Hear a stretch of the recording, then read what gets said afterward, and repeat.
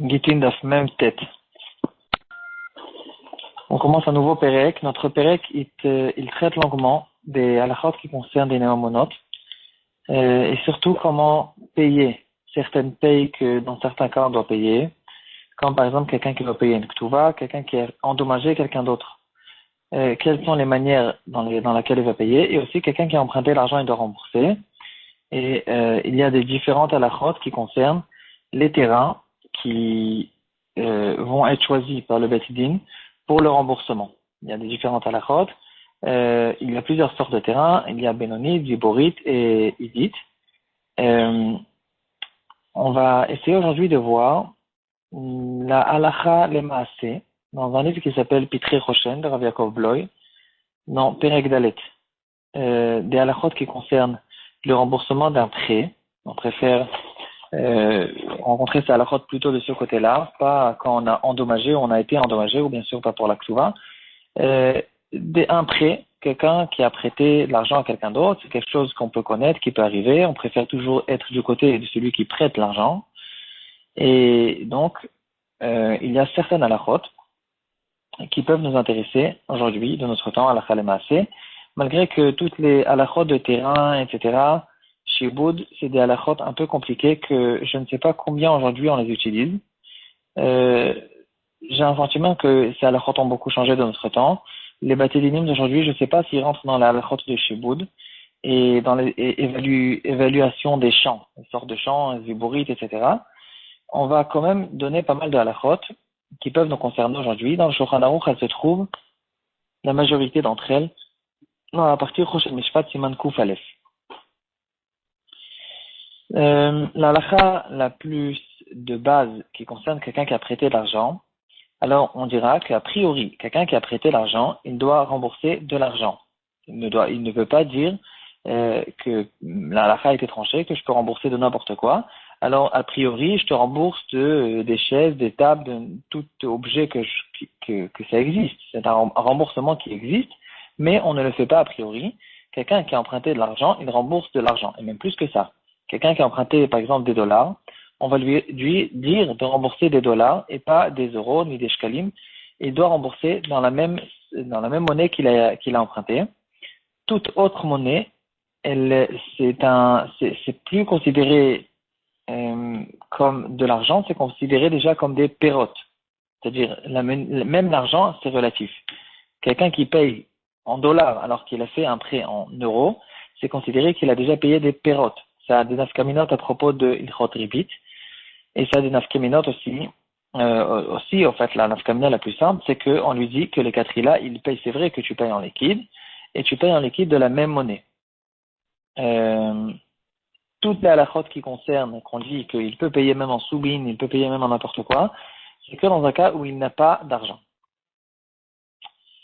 Dans le cas où il n'a pas d'argent, alors dans ce cas-là, il va payer avec les biens, certains biens qui se trouvent chez lui. Ça peut être des biens mobiles ou des biens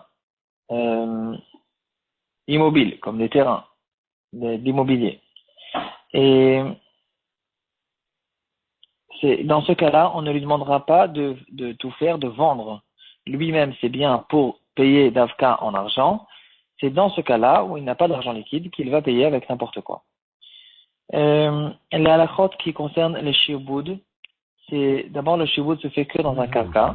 Le shi'boud, ça veut dire c'est un terrain qui est entre guillemets hypothéqué pour la dette et entre-temps il a été vendu à quelqu'un d'autre. Et donc on va le faire sortir de cette deuxième personne parce que ce terrain il est déjà réservé à cette personne qui lui avait prêté l'argent auparavant.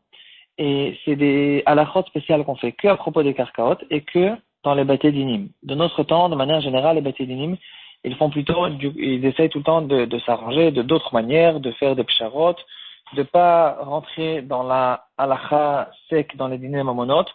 Même quand quelqu'un il a endommagé quelqu'un, on essaye de tout faire pour que les deux ils s'arrangent entre eux, et de faire une pshara et pas d'avoir besoin de trancher la halacha tel quel comme on est obligé de le faire. Une autre halacha qu'on trouve toujours dans le Shulchan Aruch Siman Kuf Aleph, qui concerne quelqu'un qui a prêté de l'argent à quelqu'un d'autre pour de la marchandise. Ici, il y a une halakha spéciale qui dit que puisqu'il lui a prêté pour que, en sachant, les deux, ils savaient qu'il lui prête l'argent pour qu'il fasse des affaires et qu'il achète de la marchandise, alors ici, il y a une svara spéciale, certains la disent, pas tout le monde est d'accord, que puisqu'il lui a prêté l'argent pour de la marchandise, il est intéressé de recevoir de l'argent de retour. Dans ce cas-là, on dit à celui qui a emprunté l'argent qu'il ne peut pas payer avec n'importe quoi parce que c'est pas logique de dire que lui maintenant il achète la marchandise avec cet argent qu'il a reçu, il revend cette marchandise avec un gain et que maintenant il se trouve avec du liquide qu'il va utiliser pour d'autres choses et que maintenant quand il devrait rembourser cet argent, il va le rembourser avec des objets et pas avec de l'argent. Donc s'il c'est bien clair pour les deux qu'il a prêté l'argent pour de la marchandise, certains disent, et c'est une svara qui est logique, qu'il doit lui payer d'Afka avec de l'argent, il ne peut pas le repousser et de lui repayer avec d'autres choses.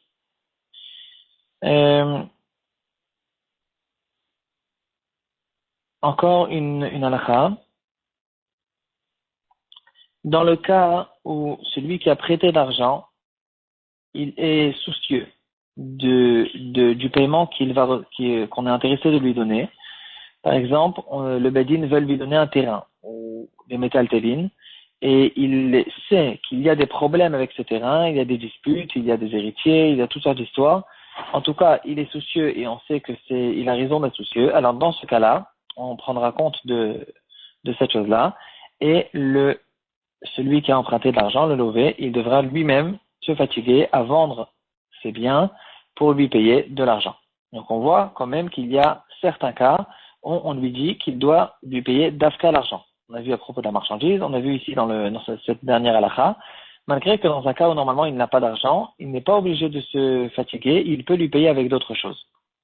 Aussi une halakha qui ressemble, si celui qui a prêté l'argent, il voit que maintenant il n'a pas d'argent liquide, celui qui a emprunté n'a pas d'argent liquide, et il commence à lui payer avec d'autres choses, des métaltélines ou n'importe quoi, il est intéressé maintenant d'attendre.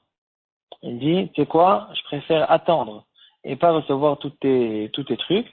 Je préfère attendre pour le temps que tu t'organises et que tu reçois de l'argent liquide. Dans ce cas-là aussi, on ne force pas le lové à lui payer tout de suite avec d'autres biens. On prend en compte du malvé et on attend et il lui donnera, quand il a du liquide, il lui donnera. La svara d'ici aussi, c'est une svara qui est logique parce qu'il dit, moi de toute façon, je n'aurais jamais acheté un terrain que j'en ai pas besoin, j'ai pas besoin de ce terrain à tel et tel endroit, ou de ces biens, j'ai rien à faire avec. Même si j'avais de l'argent, j'aurais jamais acheté une chose comme ça, et donc je préfère attendre, on prendra compte de ce qu'il demande. Quel est le dit dans un cas où celui qui a emprunté l'argent, il n'a pas de liquide, mais il a devant lui un terrain immobilier et des choses, des affaires, des métaltélines. Maintenant, il y a une dispute entre le prêteur et l'emprunteur.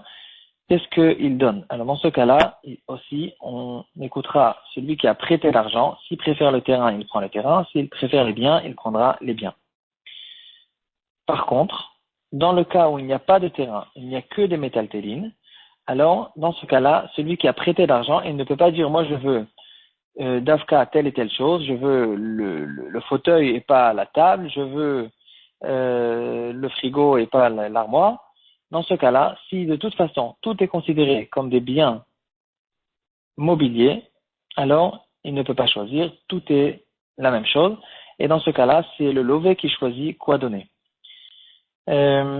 Aussi à propos des terrains, on sait que la halakha de base dit, il y a une takana de Chachamim, comme on a vu dans la Gemara, que à propos de quelqu'un qui doit rembourser une dette, alors il choisit le terrain, et c'est pas qu'il choisit, quand il va rembourser avec un terrain, il lui rembourse avec une bénonite, un terrain moyen, pas un terrain trop cher, pour ne pas qu'il va lui prêter l'argent parce qu'il est intéressé de lui récupérer son terrain, pas un terrain nul parce que personne ne va prêter l'argent, un terrain bénoni. Dans ce cas-là, s'il y a plusieurs terrains bénoni, il ne peut pas lui dire je choisis tel et tel terrain bénoni pour mon remboursement. C'est celui qui a emprunté de l'argent qui choisira quel terrain lui rembourser. Quel est le deal maintenant dans le cas où il lui rembourse un terrain et le terrain, il vaut plus cher que le prêt. Par exemple, il lui a prêté, on va dire, $100,000, et le terrain, maintenant, il coûte $200,000.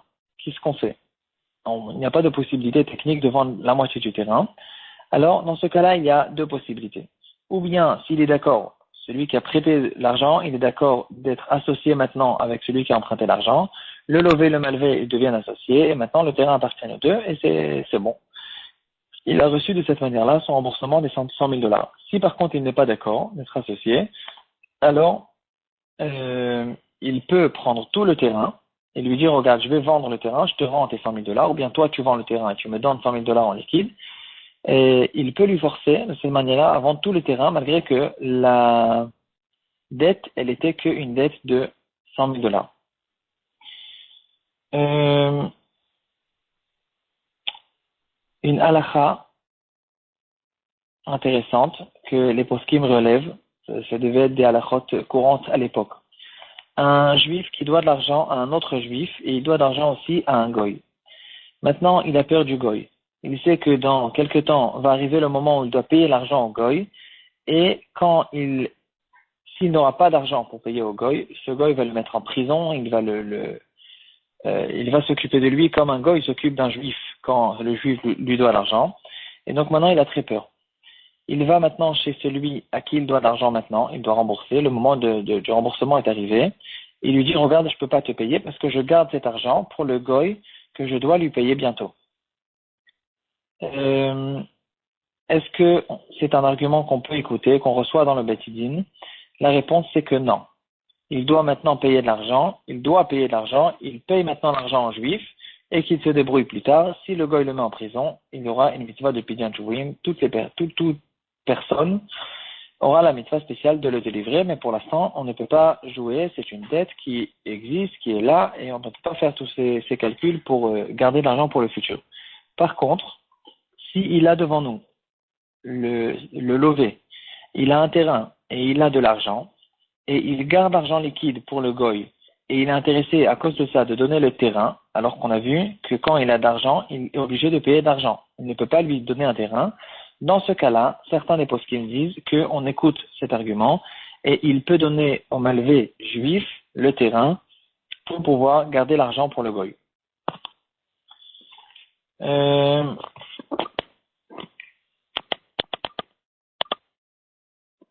Bon. Il y a encore plusieurs halakhot. Le shiur, il a déjà été allongé. Le Demain, on continue.